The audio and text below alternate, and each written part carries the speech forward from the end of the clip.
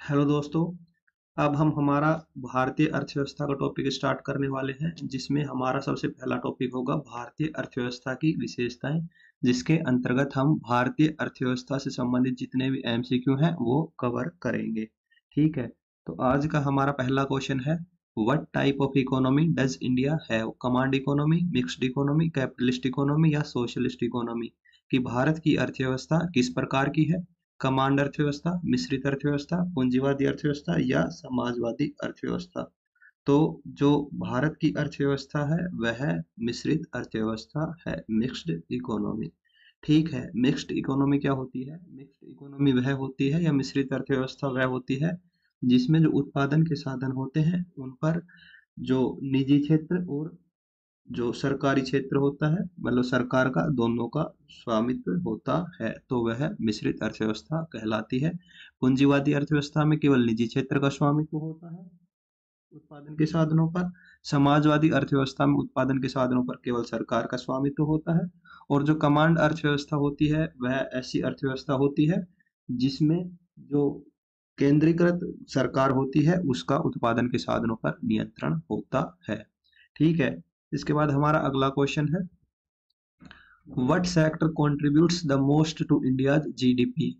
भारत की जीडीपी में कौन सा क्षेत्र सबसे अधिक योगदान देता है? एग्रीकल्चर, मैन्युफैक्चरिंग, सर्विसेज या माइनिंग?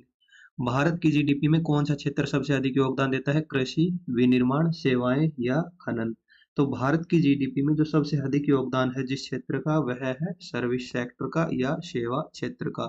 क्योंकि भारत की जीडीपी में जो सेवा क्षेत्र है उसका लगभग 54% या 54% योगदान है, जबकि कृषि क्षेत्र का कम है, लगभग 15 से 20%। विनिर्माण का भी लगभग इतना ही है और खनन का और भी कम है। तो भारत की जो जीडीपी है उसमें सबसे अधिक योगदान सेवा क्षेत्र का है। ठीक है, इसके बाद हमारा अगला क्वेश्चन है, what is the approximate share of agriculture in India's workforce? कि भारत का जो कुल कार्यबल है उसमें कृषि का अनुमानित हिस्सा कितना है? अराउंड 10%, अराउंड 25%, अराउंड 50% या अराउंड 75%? तो जो भारत का कार्यबल है उसमें कृषि का अनुमानित हिस्सा कितना है? लगभग 10%, 25%, 50% या 75%? तो जो भारत का जो कार्यबल है उसमें जो कृषि का जो अनुमानित हिस्सा है वह लगभग 50% है, अराउंड 50%। जो टोटल एम्प्लॉयमेंट है इंडिया में उसमें जो एग्रीकल्चर है उसका पार्ट लगभग 50% है। पहले स्वतंत्रता के समय यह बहुत ज़्यादा था, यह लगभग 70% के लगभग था, लेकिन अब जैसे जैसे सेवा क्षेत्र और उद्योग क्षेत्र में रोजगार बढ़ रहे हैं तो कृषि का अनुमानित हिस्सा लगभग अभी 50% या इससे अधिक है, कृषि का अनुमानित हिस्सा भारत के कार्यबल में। ठीक है, इसके बाद हमारा अगला क्वेश्चन है, भारत में कौन सा आर्थिक क्षेत्र जनसंख्या के सबसे बड़े प्रतिशत को रोजगार देता है? Which economic sector in India employs the largest percentage of the population? Agriculture, manufacturing, services या कंस्ट्रक्शन? कृषि, विनिर्माण, सेवाएं या निर्माण? तो जो भारत में जो जनसंख्या के रूप में अगर देखें तो सबसे अधिक जो अगर कोई क्षेत्र रोजगार देता है तो वह है कृषि या एग्रीकल्चर। ठीक है, क्योंकि अगर भारत में जो कुल एम्प्लॉयमेंट को 100% मानते हैं तो उसमें एग्रीकल्चर का हिस्सा लगभग 45 टू 50% या 50% प्लस आता है। और विनिर्माण, सर्विस सेक्टर, जो जीडीपी है उसमें सबसे अधिक योगदान है वह सर्विस सेक्टर का या सेवा क्षेत्र का है, लेकिन रोजगार में सेवा क्षेत्र का योगदान इतना नहीं है जितना कृषि का है। ठीक है, इसके बाद हमारा अगला क्वेश्चन है, भारत में मौद्रिक नीति तैयार करने के लिए कौन सा संगठन जिम्मेदार है? Which organization is responsible for formulating monetary policy in India? Ministry of finance, वित्त मंत्रालय, रिजर्व बैंक ऑफ इंडिया, भारतीय reserve bank, securities securities and exchange board of India, भारतीय प्रतिभूति और विनिमय बोर्ड या फिर नीति आयोग?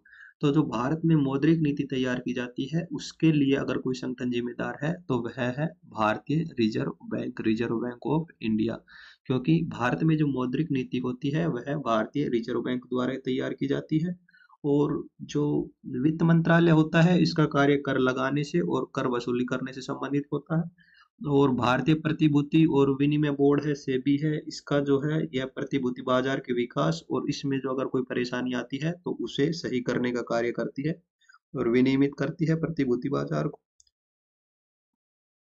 भारतीय प्रतिभूति और विनिमय बोर्ड, ठीक है। और नीति आयोग है वह सरकार का थिंक टैंक है जो दिशात्मक और नीतिगत इनपुट प्रदान करता है।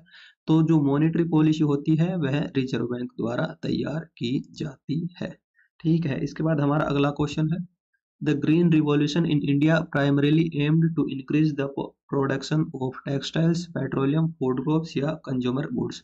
भारत में हरित क्रांति का मुख्य उद्देश्य उत्पादन बढ़ाना था, कपड़ा, पेट्रोलियम, खाद्य फसलें या उपभोक्ता वस्तुएं। तो ये तो स्पष्ट सा है कि जो हरित क्रांति है उसका मुख्य उद्देश्य था वह खाद्य फसलें हैं उनका उत्पादन बढ़ाना था, खाद्य फसलें। और उसका सर्वाधिक प्रभाव भी जो गेहूं पर और चावल की फसल है उसके ऊपर पड़ा था, ठीक है। तो ये उसका वो था। और जो पेट्रोलियम है, पेट्रोलियम है वो ब्लैक रिवॉल्यूशन से संबंधित है। और कपड़ा और उपभोक्ता वस्तुओं के लिए तो ऐसी कोई रिवॉल्यूशन है नहीं, ठीक है। इसके बाद हमारा अगला क्वेश्चन है, what is the main source of foreign exchange earnings for India. Bharat के लिए विदेशी मुद्रा आय का मुख्य स्रोत क्या है। टूरिज्म, पर्यटन, रिमिटेंस फ्रॉम अब्रॉड, विदेश से धन प्रेषण, export of goods and services, वस्तुओं और सेवाओं का निर्यात, या फिर फॉरेन एड, विदेशी सहायता। तो भारत के लिए अगर विदेशी मुद्रा आय का जो मुख्य स्रोत देखें तो वह है वस्तुओं और सेवाओं का निर्यात।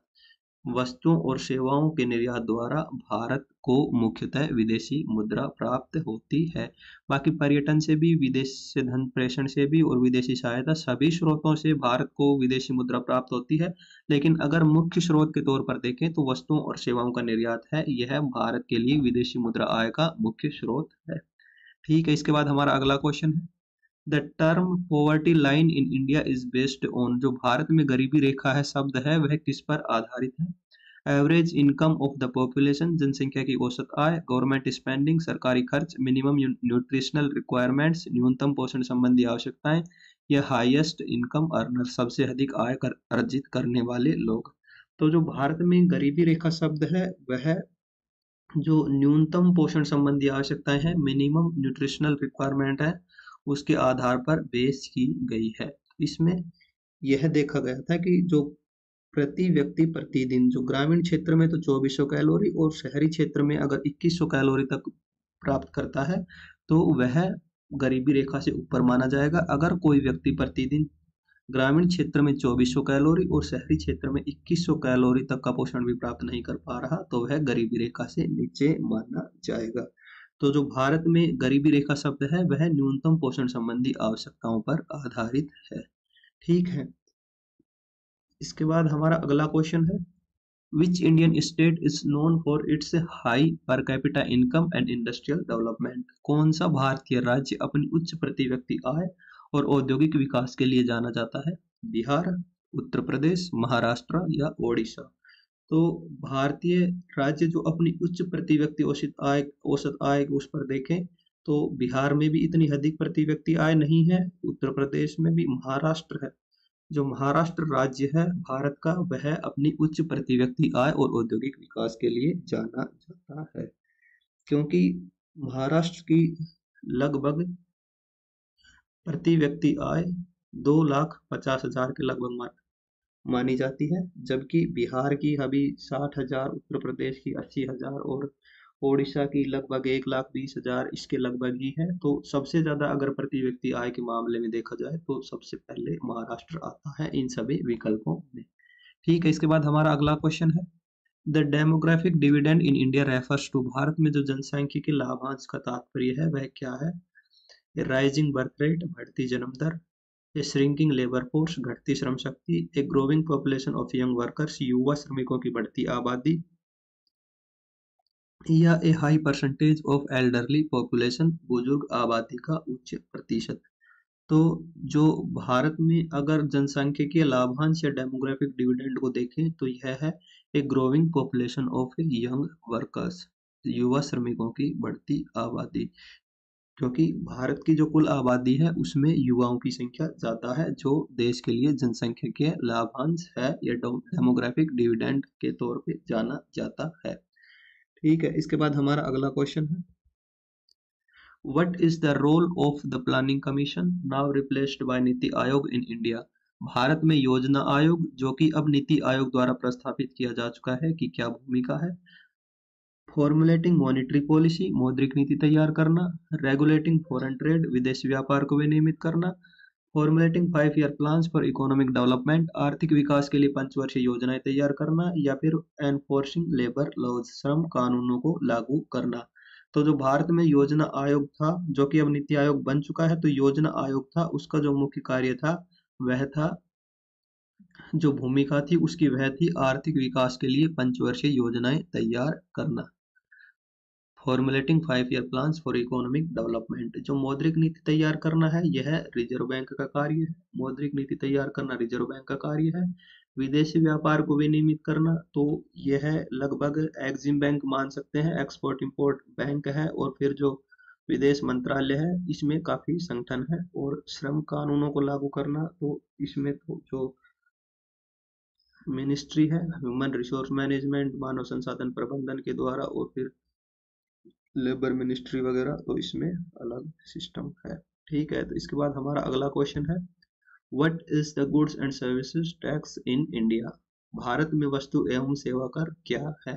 ए tax on export goods only, केवल निर्यात वस्तुओं पर कर। A single comprehensive tax on the supply of goods and services, वस्तुओं और सेवाओं की आपूर्ति पर एक एकल व्यापक कर। A tax on luxury goods only, केवल विलासिता की वस्तुओं पर कर। या a tax on income and property. तो जो भारत में वस्तु और सेवा कर है वह है ए single comprehensive tax on the supply of goods and services, वस्तुओं और सेवाओं की आपूर्ति पर एक एकल व्यापक कर है, वह भारत में जीएसटी है।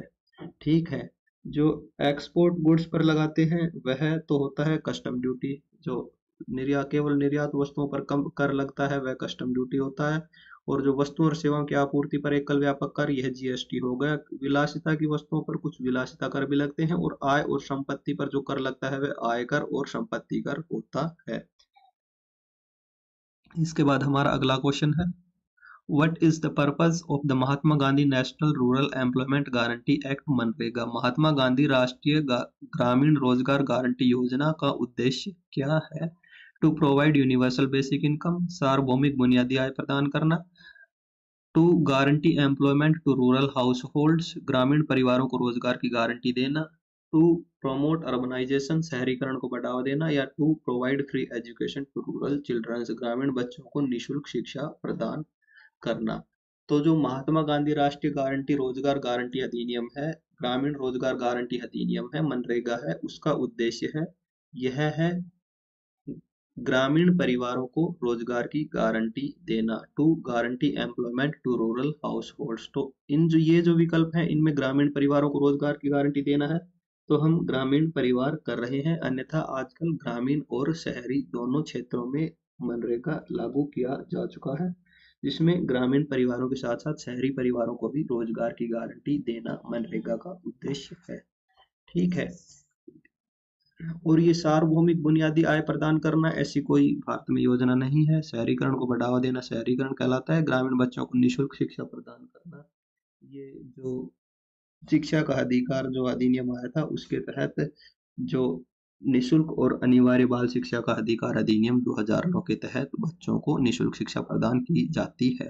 तो जो मनरेगा है उसका उद्देश्य तो है ग्रामीण परिवारों को रोजगार की गारंटी देना। ठीक है, इसके बाद हमारा अगला क्वेश्चन है, India's ease of doing business ranking measures, जो भारत में व्यवसाय करने में आसानी रैंकिंग है उसके मापदंड है। टैक्स रेट्स फॉर कॉरपोरेशंस, निगमों के लिए कर दरें। लेबर फोर्स पार्टिसिपेशन रेट, श्रम बल भागीदारी दर। The as of starting and operating a business, व्यवसाय शुरू करने और संचालित करने में आसानी। या फिर एनवायरमेंटल रेगुलेशंस, पर्यावरण नियम। तो जो भारत में ease of doing business ranking है वह, या फिर व्यवसाय करने में आसानी की जो रैंकिंग है वह व्यवसाय शुरू करने और उसे संचालित करने में कितनी आसानी है इस चीज को मापता है। Ease of doing business, the as of starting and operating a business, व्यवसाय को शुरू करने और संचालित करने में आसानी संबंधित जो आंकड़े प्रदान करता है वह ease of doing business ranking है भारत में। ठीक है, इसके बाद हमारा अगला क्वेश्चन है, which Indian state is known for its high literacy rate and focus on education? तो कौन सा भारतीय राज्य अपनी उच्च साक्षरता दर और शिक्षा पर ध्यान केंद्रित करने के लिए जाना जाता है? राजस्थान, केरल, उत्तर प्रदेश और मध्य प्रदेश। तो भारतीय राज्य जो अपनी उच्च साक्षरता दर और शिक्षा पर ध्यान केंद्रित करने के लिए अगर देखा जाए इन विकल्पों में, तो इसमें सबसे ज्यादा शिक्षा पर ध्यान केंद्रित और सबसे उच्च साक्षरता दर केरल राज्य की है। क्योंकि राजस्थान, उत्तर प्रदेश और मध्य प्रदेश ये तीनों राज्य ऐसे हैं जिनमें जो देश की औसत है ना साक्षरता दर, उससे भी नीचे साक्षरता दर है। तो अगर सबसे अधिक साक्षरता में देखा जाए तो केरल राज्य आएगा। ठीक है, इसके बाद हमारा अगला क्वेश्चन है, which industry contributes the most to India's export earnings? Which industry contributes the most to India's export earnings? Bharat की निर्यात आय में कौन सा उद्योग सबसे अधिक योगदान देता है? इंफॉर्मेशन टेक्नोलॉजी, सूचना प्रौद्योगिकी, एग्रीकल्चर कृषि, माइनिंग खनन या फिर टेक्सटाइल्स कपड़ा। तो जो भारत की निर्यात आय है उसमें जो सबसे अधिक योगदान देता है वह है इंफॉर्मेशन टेक्नोलॉजी या फिर सूचना प्रौद्योगिकी, सूचना प्रौद्योगिकी। ठीक है, इसके बाद हमारा अगला क्वेश्चन है, which of the following is a major challenge faced by India's agricultural sector? निम्नलिखित में से कौन सा भारत के कृषि क्षेत्र के सामने एक बड़ी चुनौती है? एक्सेसिव रेनफॉल्स एंड फ्लडिंग, अत्यधिक वर्षा और बाढ़, लैक ऑफ एरेबल लैंड, कृषि योग्य भूमि का अभाव, डिक्लाइन इन फूड डिमांड, भोजन की मांग में गिरावट या फार्मर सुसाइड्स, किसान आत्महत्या। तो भारत में जो कृषि क्षेत्र है उसके सामने अगर सबसे बड़ी चुनौती के तौर पर देखें तो जो किसान आत्महत्या है और फार्मर सुसाइड्स है वह कृषि क्षेत्र के सामने एक बड़ी चुनौती है। क्योंकि भोजन की मांग में गिरावट के बारे में देखें तो जैसे जैसे जनसंख्या बढ़ रही है वह भोजन की मांग में गिरावट नहीं बढ़ोतरी होती जा रही है, और कृषि योग्य भूमि का अभाव भी नहीं है भारत में। और अत्यधिक वर्षा और बाढ़ के बारे में देखें तो अत्यधिक वर्षा नहीं होती है भारत में, जो औसत वर्षा होती है। और बाढ़ भी अगर कोई गंगा, यमुना और ब्रह्मपुत्र जो कुछ नदियां हैं उनके जो क्षेत्र है उनमें ही बाढ़ का थोड़ा सा वो संभावना रहती है। अन्यथा अगर सबसे बड़ी अगर चैलेंज देखे कृषि क्षेत्र के सामने तो किसान आत्महत्या उभर कर आती है। ठीक है, इसके बाद हमारा अगला क्वेश्चन है, the brain drain phenomena in India refers to the movement of people from rural to urban areas. जो the brain drain phenomena in India refers to, Bharat में जो प्रतिभा पलायन की घटना है उसका तात्पर्य है the movement of people from rural to urban areas, ग्रामीण से शहरी क्षेत्रों में लोगों का आवागमन, the migration of skilled professionals to other countries, कुशल पेशेवरों का दूसरे देशों में प्रवास, the increase in fertility rates, प्रजनन दर में वृद्धि, या फिर the decline in educational opportunities, शैक्षिक अवसरों में गिरावट। तो जो भारत में प्रतिभा पलायन की घटना है यह है जो कुशल पेशेवर हैं उनका दूसरे देशों में प्रवास। The brain drain, the migration of skilled professional to other countries. अगर कोई प्रोफेशनल व्यक्ति है या फिर कोई स्टूडेंट है वो इंटेलिजेंट है और उसको भारत में पर्याप्त अवसर नहीं मिलते हैं, उसकी वजह से अगर वह दूसरे देशों में जाकर दूसरे देशों या दूसरी अर्थव्यवस्थाओं के लिए काम करता है तो वह प्रतिभा पलायन की घटना कहलाती है। ठीक है, जो ग्रामीण क्षेत्रों से शहरी क्षेत्रों में आवागमन, यह शहरीकरण हो जाएगा, प्रजनन दर में वृद्धि, जो प्रजनन दर, शैक्षिक अवसरों में गिरावट, यह असमानता हो जाएगी। और जो प्रतिभा पलायन है वह है कुशल पेशेवरों का दूसरे देशों में प्रवास। ठीक है, इसके बाद हमारा अगला क्वेश्चन है, which state in India is known for its automobile manufacturing industry? तो भारत का कौन सा राज्य अपने ऑटोमोबाइल विनिर्माण उद्योग के लिए जाना जाता है? पंजाब, गुजरात, वेस्ट बंगाल या तमिलनाडु? तो वैसे तो लगभग ऑटोमोबाइल की जो मैन्युफैक्चरिंग है लगभग सभी राज्यों में होने लग गई है, लेकिन अगर वेल एस्टेब्लिश्ड अगर ऑटोमोबाइल मैन्युफैक्चरिंग इंडस्ट्री के बारे में देखें तो वह है तमिलनाडु। ठीक है, इसके बाद हमारा अगला क्वेश्चन है, what is the role of the securities and exchange board of India, SEBI? भारतीय प्रतिभूति एवं विनिमय बोर्ड की क्या भूमिका है? भारतीय प्रतिभूति एवं विनिमय बोर्ड की क्या भूमिका है? ऑप्शन है, regulating the banking sector, banking क्षेत्र को विनियमित करना, regulating the stock market and protecting investors interest, share बाजार को विनियमित करना और निवेशकों के हितों की रक्षा करना, रेगुलेटिंग फॉरेन ट्रेड, विदेशी व्यापार को विनियमित करना, या रेगुलेटिंग हेल्थ केयर सर्विसेज, स्वास्थ्य सेवाओं को विनियमित करना। तो जो भारतीय प्रतिभूति एवं विनिमय बोर्ड सेबी है उसकी भूमिका है वह है शेयर बाजार को विनियमित करना और निवेशकों के हितों की रक्षा करना। Regulating the stock market and protecting investors interest. ठीक है, तो यह सेबी की या भारतीय प्रतिभूति एवं विनिमय बोर्ड की भूमिका है। जो बैंकिंग क्षेत्र को विनियमित विनियमित करने का जो कार्य है वह है रिजर्व बैंक द्वारा किया जाता है। विदेशी व्यापार को विनियमित करने का जो कार्य है वह एग्जिम बैंक द्वारा किया जाता है लगभग, और स्वास्थ्य सेवाओं को स्वास्थ्य मंत्रालय द्वारा विनियमित किया जाता है। ठीक है, इसके बाद हमारा अगला क्वेश्चन है, India's trade deficit occurs when, Bharat का व्यापार घाटा तब होता है जब एक्सपोर्ट एक्सीड्स इंपोर्ट, निर्यात आयात से अधिक है, इंपोर्ट एक्सीड्स एक्सपोर्ट, आयात निर्यात से अधिक है, there is an equal balance between imports and exports, आयात और निर्यात के बीच एक समान संतुलन है, या foreign investment exceeds domestic investment, जब विदेशी निवेश घरेलू निवेश से अधिक है। तो जो भारत का व्यापार घाटा होता है वह तब होता है जब आयात होता है वह निर्यात से अधिक होता है, the import exceeds exceed exports.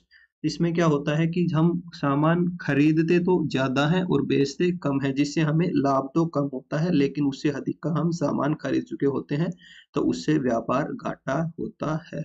अगर निर्यात आयात से अधिक हो तो यह सरप्लस की स्थिति हो जाएगी। ठीक है, और अगर आयात और निर्यात के बीच समान संतुलित है तो यह संतुलित व्यापार हो जाएगा, और विदेशी निवेश घरेलू निवेश से अधिक है तो यह भी व्यापार घाटे में नहीं आएगा। तो भारत का व्यापार घाटा तब होता है जब आयात निर्यात से अधिक होता है या इंपोर्ट्स एक्सीड एक्सपोर्ट्स। ठीक है, इसके बाद हमारा अगला क्वेश्चन है, which Indian city is known as the financial capital of India, किस भारतीय शहर को भारत की वित्तीय राजधानी के रूप में जाना जाता है, न्यू दिल्ली, मुंबई, कोलकाता या चेन्नई। तो जो भारत की अगर वित्तीय राजधानी के रूप में देखें तो मुंबई आता है, क्योंकि मुंबई में भारत में सबसे अधिक जो कैश ट्रांजैक्शंस या फाइनेंशियल ट्रांजैक्शंस होते हैं वो मुंबई में होते हैं, और जो सबसे ज्यादा अगर सिटी के तौर पे देखें तो कैपिटल जो इनकम गेन करती है या इनकम अर्न करती है वह शहर मुंबई है। तो अतः मुंबई को भारत की वित्तीय राजधानी के रूप में जाना जाता है। नई दिल्ली भारत की राजधानी है, कैपिटल ऑफ इंडिया। कोलकाता है, कोलकाता को जो पूर्वी भारत होता है उसका प्रवेश द्वार बोलते हैं। चेन्नई है, चेन्नई को पश्चिम जो दक्षिणी भारत है उसका प्रवेश द्वार बोलते हैं। तो जो भारत की अगर वित्तीय राजधानी की बात करें तो वह मुंबई है। इसके बाद हमारा अगला क्वेश्चन है, what is the primary objective of the make in India initiative, make in India पहल का प्राथमिक उद्देश्य क्या है, टू प्रमोट टूरिज्म, पर्यटन को बढ़ावा देना, to promote indigenous manufacturing and job creation, स्वदेशी विनिर्माण और रोजगार सृजन को बढ़ावा देना, to promote exports of agricultural products, कृषि उत्पादों के निर्यात को बढ़ावा देना, या टू अट्रैक्ट फॉरेन टूरिस्ट, विदेशी पर्यटकों को आकर्षित करना। तो जो मेक इन इंडिया पहल है उसका प्राथमिक उद्देश्य है to promote indigenous manufacturing and job creation, स्वदेशी विनिर्माण और रोजगार सृजन को बढ़ावा देना, यह मेक इन इंडिया पहल का प्राथमिक उद्देश्य है। ठीक है, इसके बाद हमारा अगला क्वेश्चन है, the public distribution system PDS in India aims to provide, Bharat में जो सार्वजनिक वितरण प्रणाली पीडीएस है उसका लक्ष्य प्रदान करना है free health care to all citizens, सभी नागरिकों को मुफ्त स्वास्थ्य सेवा, subsidised food and essential commodities to the poor, गरीबों को सब्सिडी वाला भोजन और आवश्यक वस्तुएं, टैक्स बेनिफिट्स टू कॉरपोरेशंस, निगमों को कर लाभ या low cost housing to urban residents, शहरी निवासियों के लिए कम लागत वाले आवास। तो जो भारत में सार्वजनिक वितरण प्रणाली है पीडीएस पब्लिक डिस्ट्रीब्यूशन सिस्टम है, उसका जो लक्ष्य है वह है गरीबों को सब्सिडी वाला भोजन और आवश्यक वस्तुएं प्रदान करना, subsidise food and essential commodities to poor, यह पीडीएस का जो लक्ष्य है। ठीक है, इसके बाद हमारा अगला क्वेश्चन है, India's national currency is known as the, भारत की राष्ट्रीय मुद्रा कहलाती है येन, रुपया, युआन या फिर डॉलर। तो जो भारत की राष्ट्रीय मुद्रा है वह है रुपया। ठीक है, जो येन है वह जापान की है, जो युआन है चीन की है, डॉलर अमेरिका का है। ठीक है, इसके बाद हमारा अगला क्वेश्चन है, which of the following sectors is considered the backbone of the Indian economy, निम्नलिखित में से कौन सा क्षेत्र भारतीय अर्थव्यवस्था की रीढ़ माना जाता है। तो जो ऑप्शन है एग्रीकल्चर कृषि, टेक्सटाइल कपड़ा, टूरिज्म पर्यटन या माइनिंग खनन। तो अगर भारतीय अर्थव्यवस्था की रीढ़ के बारे में बात करें तो जो एग्रीकल्चर या फिर कृषि है वह भारतीय अर्थव्यवस्था की रीढ़ मानी जाती है, क्योंकि जो भारतीय अर्थव्यवस्था में जो कुल रोजगार है ना, उसका लगभग 50% से अधिक जनसंख्या है वह कृषि क्षेत्र पर निर्भर है। ठीक है, रोजगार में तो भारतीय अर्थव्यवस्था की रीढ़ है वह कृषि को माना जाता है। इसके बाद हमारा अगला क्वेश्चन है, the index of industrial production IIP measures, जो औद्योगिक उत्पादन सूचकांक आईआईपी है वह मापता है द इन्फ्लेशन रेट, मुद्रास्फीति दर, the growth rate of the industrial sector, औद्योगिक क्षेत्र की विकास दर, द लिटरेसी रेट, साक्षरता दर, या द पॉपुलेशन ग्रोथ रेट, जनसंख्या वृद्धि दर। तो जो आईआईपी है, इंडेक्स ऑफ इंडस्ट्रियल प्रोडक्शन, वह the growth rate of industrial sector, जो औद्योगिक क्षेत्र की विकास दर है उसको मापता है। ठीक है, इसके बाद हमारा अगला क्वेश्चन है, the housing for all initiative aims to provide affordable housing to, सभी के लिए जो आवास पहल है उसका उद्देश्य निम्न को किफायती आवास प्रदान करना है।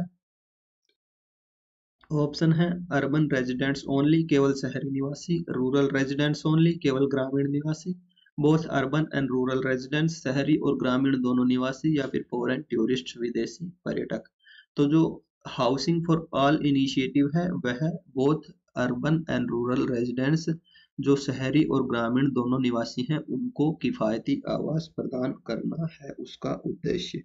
क्योंकि जो प्रधानमंत्री आवास योजना चलाई गई थी उसके तहत हाउसिंग फॉर ऑल इनिशिएटिव है, इसको बल प्रदान किया गया था प्रधानमंत्री आवास योजना, जिसमें प्रधानमंत्री आवास योजना ग्रामीण और प्रधानमंत्री आवास योजना शहरी दोनों के लिए चलाई गई है, शहरी क्षेत्र के लिए भी और ग्रामीण क्षेत्र के लिए भी, ताकि दोनों को मतलब आवास में सुविधा प्रदान हो सके। ठीक है, इसके बाद हमारा अगला क्वेश्चन है, which Indian state is known for its IT industry and software exports, कौन सा भारतीय राज्य अपने आईटी उद्योग और सॉफ्टवेयर निर्यात के लिए जाना जाता है।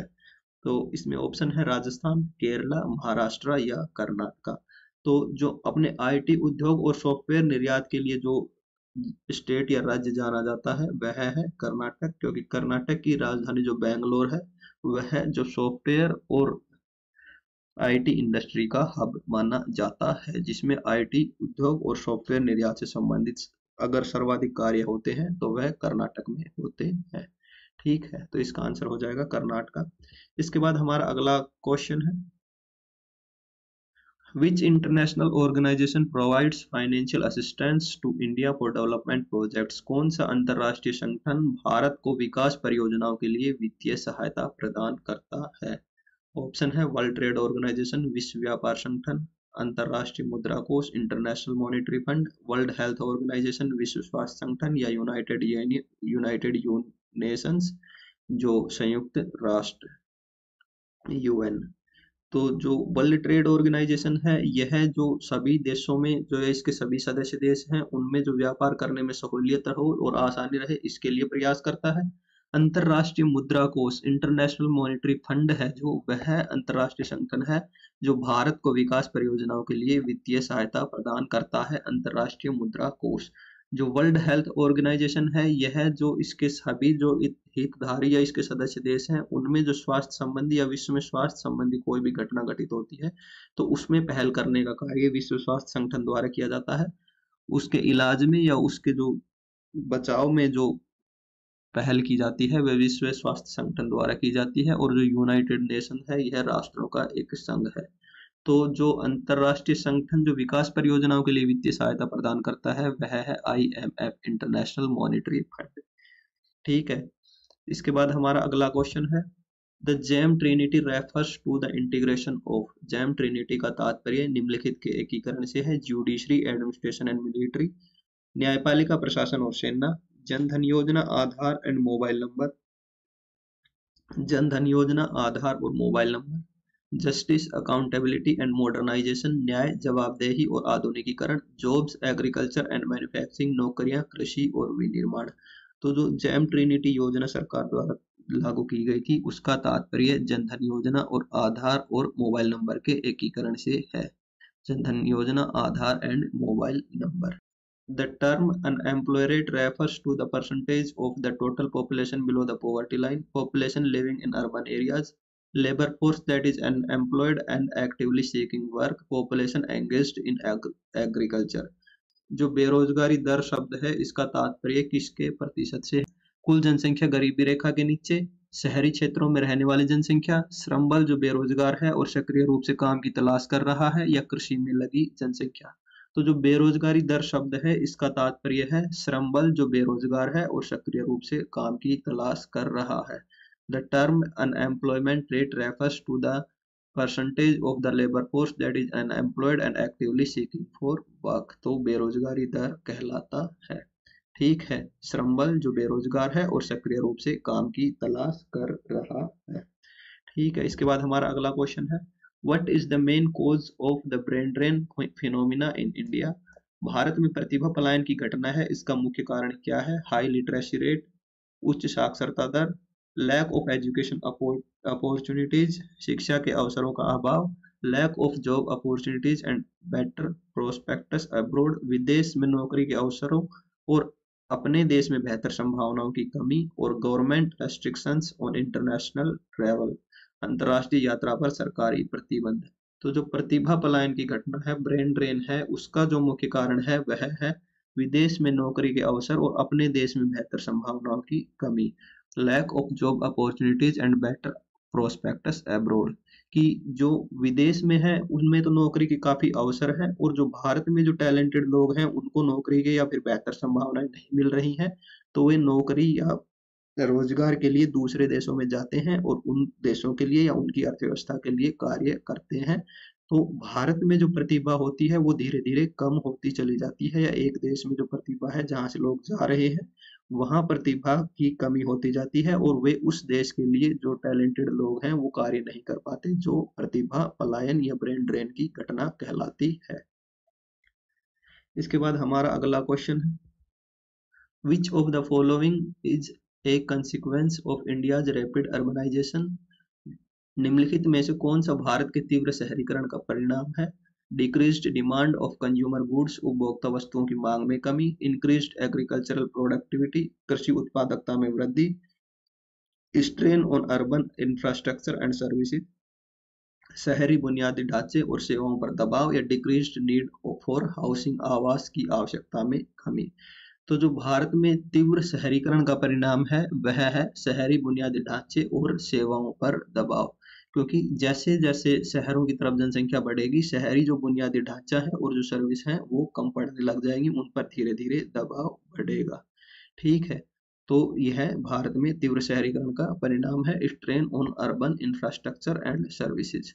ठीक है, the informal sector of the Indian economy includes, भारतीय अर्थव्यवस्था के अनौपचारिक क्षेत्र में शामिल है, लार्ज कॉरपोरेशंस, बड़े निगम, गवर्नमेंट ओन्ड एंटरप्राइजेज, सरकार के स्वामित्व वाले उद्यम, self employed workers and small businesses, स्व रोजगार श्रमिक और छोटे व्यवसाय, या फॉरेन इन्वेस्टर्स, विदेशी निवेश। तो भारतीय अर्थव्यवस्था में जो रोजगार के संबंध में अगर क्षेत्रों में विभाजन करें तो दो क्षेत्र होते हैं, एक तो औपचारिक क्षेत्र और एक अनौपचारिक क्षेत्र। तो औपचारिक क्षेत्र में तो वे सभी रोजगार सम्मिलित किए जाते हैं जिनमें एक स्थायी लोगों का एक स्थायी रोजगार होता है, और अनौपचारिक क्षेत्र वे होते हैं जिनमें लोगों के रोजगार में कोई स्थायित्व नहीं होता है, जिसमें स्वरोजगार श्रमिक और छोटे व्यवसाय आते हैं। Self employed workers and small businesses, जो इंडस्ट्री सेक्टर और सर्विस सेक्टर होता है उसमें जो ऑर्गेनाइज्ड जो फॉर्मल सेक्टर होता है वो आता है सर्विस सेक्टर में, जो फॉर्मल एम्प्लॉयमेंट आता है सर्विस सेक्टर और इंडस्ट्री सेक्टर में, और जो एग्रीकल्चर सेक्टर है और जो स्मॉल बिजनेस है उनमें जो इनफॉर्मल सेक्टर है उसके अंतर्गत आते हैं।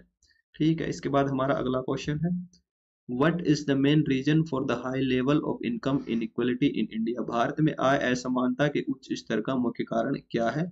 इक्वल डिस्ट्रीब्यूशन ऑफ रिसोर्सेज, संसाधनों का समान वितरण, लैक ऑफ इकोनॉमिक ग्रोथ, आर्थिक विकास का अभाव, unequal access to education and job opportunities, शिक्षा और नौकरी के अवसरों तक असमान पहुंच, या government interventions in income distribution, आय वितरण में सरकारी हस्तक्षेप। जो भारत में आय असमानता के जो उच्च स्तर हैं उनका जो मुख्य कारण है वह है जो शिक्षा और नौकरी के अवसर हैं उन तक असमान पहुंच, unequal access to education and job opportunities. ठीक है, अगर संसाधनों का समान वितरण होगा तो असमानता नहीं बढ़ेगी, आर्थिक विकास का अभाव होगा तो सभी क्षेत्रों पर प्रभाव पड़ेगा। ठीक है। और जो आय वितरण और में सरकारी अगर हस्तक्षेप होगा तो उसमें भी जो आय समानता बढ़ेगी, सरकारी हस्तक्षेप से अगर वितरण होगा तो। लेकिन भारत में जो आय समानता का उच्च स्तर है, इसका मुख्य कारण यही है कि शिक्षा और नौकरी के अवसरों तक असमान पहुंच है। कुछ लोगों की जहां तक जिनकी पहुंच है शिक्षा और नौकरी पर, उनके पास पर्याप्त संसाधन है, संसाधनों का अनुकूलतम उपयोग भी नहीं हो रहा है, और कुछ लोग ऐसे हैं जिनके पास ना तो शिक्षा है और ना ही नौकरी है।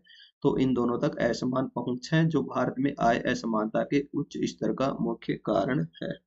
ठीक है। इसके बाद हमारा अगला क्वेश्चन है, the quality of education challenge in India refers to, Bharat में शिक्षा की गुणवत्ता चुनौती का तात्पर्य है high literacy rates among the population, जनसंख्या के बीच उच्च साक्षरता दर, लैक ऑफ एजुकेशनल इंस्टीट्यूशन, शैक्षणिक संस्थानों का अभाव, poor infrastructure and low standards of education, खराब बुनियादी ढांचा और शिक्षा के निम्न मानक, या फिर अबंडेंस ऑफ स्किल्ड टीचर्स, कुशल शिक्षकों की प्रचुरता। तो भारत में जो शिक्षा की गुणवत्ता चुनौती है उसका तात्पर्य है खराब बुनियादी ढांचा और शिक्षा के निम्न मानक, poor infrastructure and low standards of education, जो कि शिक्षा की गुणवत्ता में चुनौती है।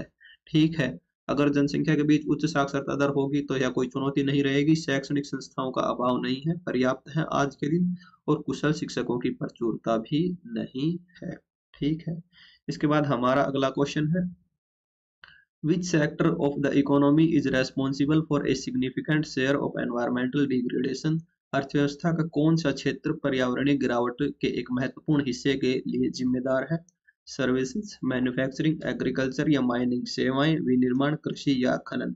तो जो अर्थव्यवस्था का क्षेत्र जो पर्यावरणीय गिरावट के लिए अगर देखा जाए तो वह हो जाएगा खनन, क्योंकि माइनिंग के द्वारा जो हमारे नेचुरल रिसोर्सेज हैं उनका धीरे धीरे पतन हो रहा है या वे धीरे धीरे समाप्त हो रहे हैं, जिसमें पर्यावरणीय असंतुलन उत्पन्न हो रहा है।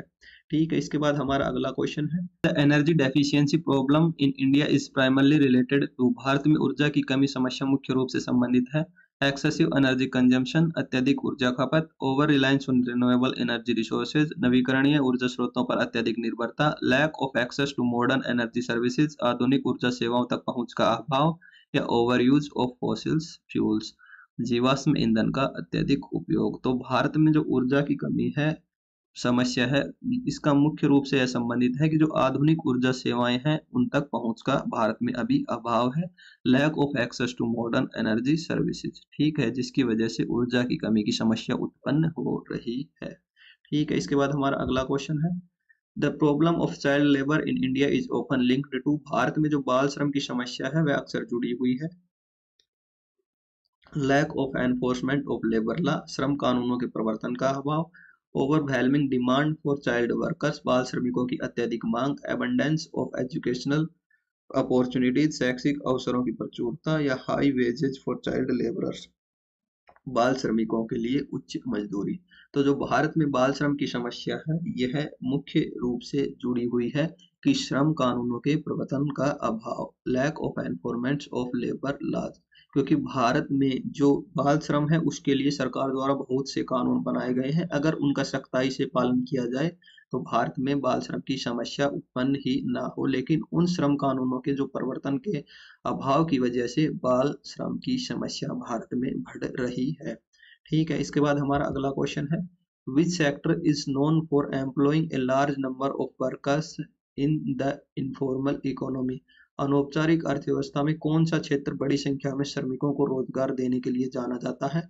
इंफॉर्मेशन टेक्नोलॉजी, सूचना प्रौद्योगिकी, मैन्युफैक्चरिंग विनिर्माण, construction and small scale industries निर्माण और लघु उद्योग, या फिर जो गवर्नमेंट सेक्टर है वह सरकारी क्षेत्र।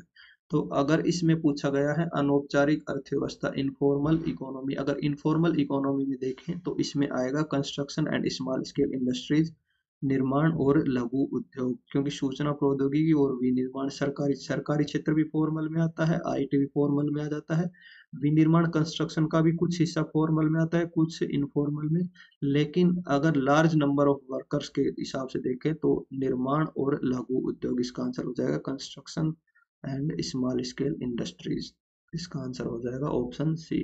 ठीक है। इसके बाद हमारा अगला क्वेश्चन है, the water scarcity issue in India is mainly due to, Bharat में जो जल की कमी की समस्या है वह मुख्यतः किन कारणों से है? एक्सेसिव रेनफॉल एंड फ्लडिंग्स, अत्यधिक वर्षा और बाढ़, over use of ground water resources, जो भूजल संसाधन है उनका अत्यधिक उपयोग, लैक ऑफ वाटर रिसोर्सेज, जो जल स्रोत हैं उनकी कमी, या लो डिमांड ऑफ वाटर, पानी की कम मांग। तो जो भारत में जल की कमी समस्या है वह उसका मुख्य कारण है भूजल संसाधनों का अत्यधिक उपयोग, over use of ground water resources. ठीक है, क्योंकि एक्सेसिव रेनफॉल और फ्लडिंग होगी तो जो जल की कमी नहीं होगी और जल स्रोतों की कमी यह कोई समस्या नहीं है, और पानी की कम मांग भी नहीं है। ठीक है, इसके बाद हमारा अगला क्वेश्चन है, which of the following contributes to the problem of urban slums in India, Bharat में शहरी मलिन बस्तियों की समस्या में निम्नलिखित में से किसका योगदान है?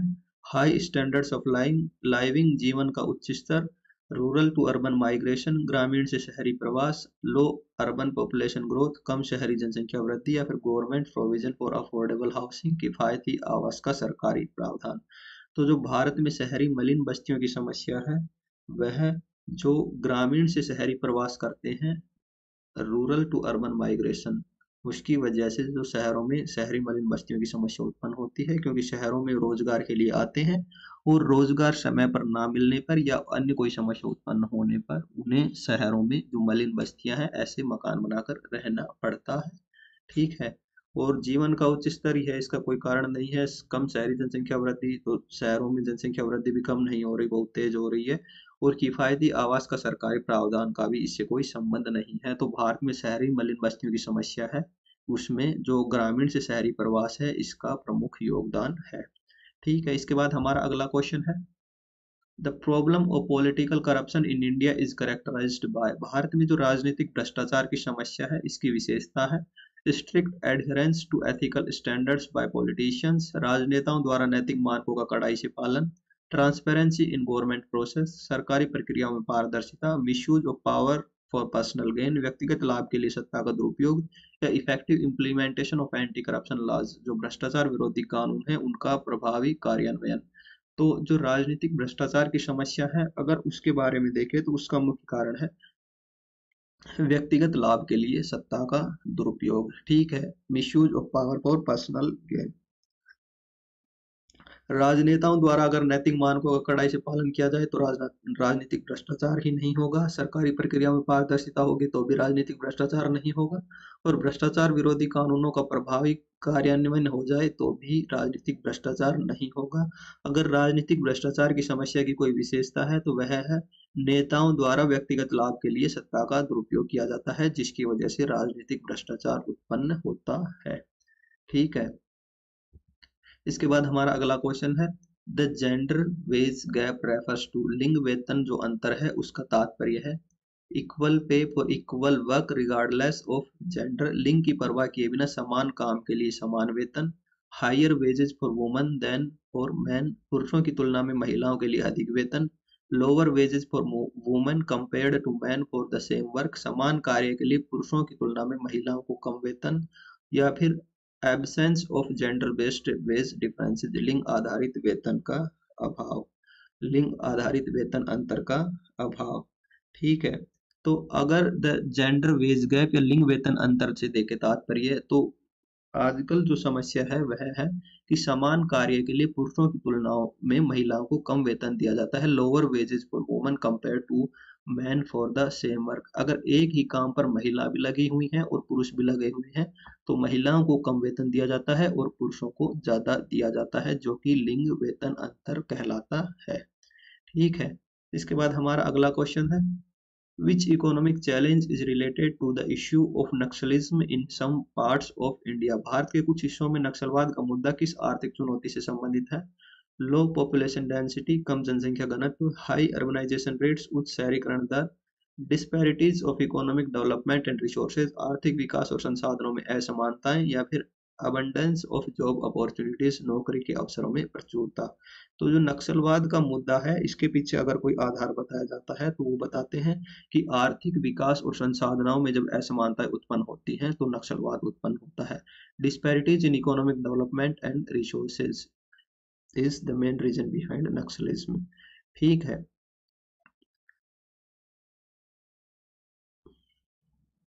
इसके बाद हमारा अगला क्वेश्चन है, the trade deficit occurs when, व्यापार घाटा तब होता है जब एक्सपोर्ट एक्सीड्स इंपोर्ट, निर्यात आयात से अधिक है, इंपोर्ट एक्सीड्स एक्सपोर्ट, आयात निर्यात से अधिक है, there is an equal balance between imports and exports, आयात और निर्यात के बीच एक समान संतुलन है, या फिर foreign investment exceeds domestic investment, विदेशी निवेश घरेलू निवेश से अधिक है।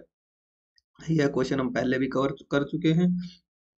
व्यापार घाटा तब होता है जब जो आयात है वह निर्यात से अधिक होता है, या इंपोर्ट एक्सीड्स एक्सपोर्ट।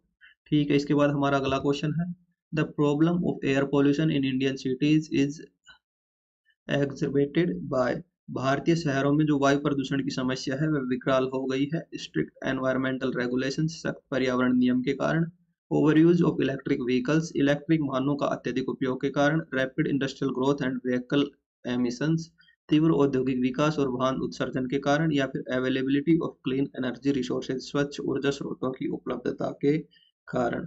तो जो शहरी क्षेत्रों में जो वायु प्रदूषण की समस्या है वह तीव्र औद्योगिक विकास और वाहन उत्सर्जन के कारण विकराल हो गई है, rapid industrial growth and vehicle emissions. ठीक है।